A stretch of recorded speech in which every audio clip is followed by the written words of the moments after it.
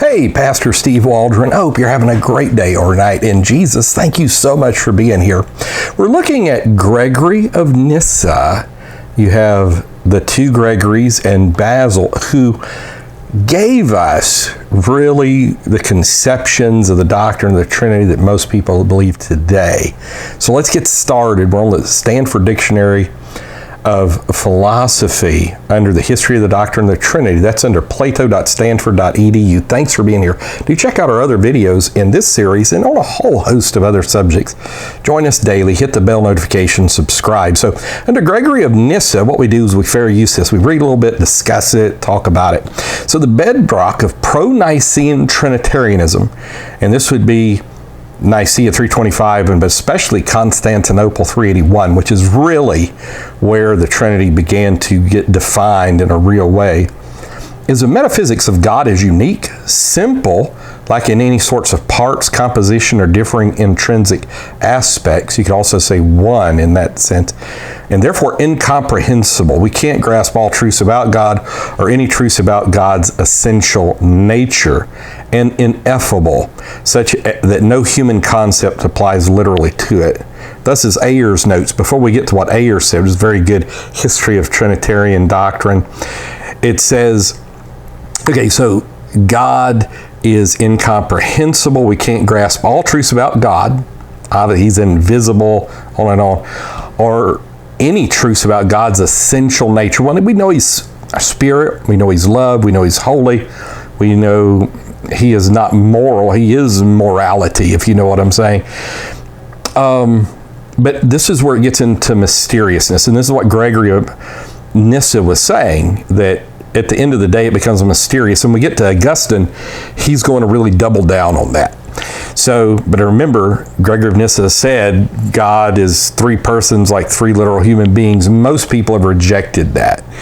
They would define person biblically, theologically, as something different than what we mean by person. And most people have been one-self Trinitarians that would mean God is a he, not a they. He's not a committee. He's got one, like Adam is in the image of God, but he's one person with one name, even though he's body, soul, and spirit. Pro-Niceans assume, this is Ayer speaking, that one can draw no analogies between God and creation that will either deliver knowledge of God's essence or that can involve us in grasping clearly where and why an analogy fails. This is Ayer's, A-Y-R-E-S, 2004, page 284. It's like the analogies of an apple. You know, you've got the peeling and the flesh and the core and the various things, or the egg. You have the shell, you have the other parts, you have the yolk, white of the egg, the water, you know, ice, steam, water, on and so forth. So any analogy offered is therefore quickly supplemented by others.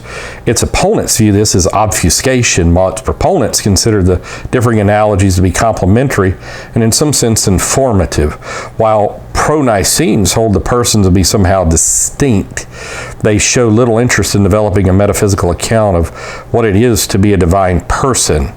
And that's really the battlefield of Trinitarianism, and is that word person.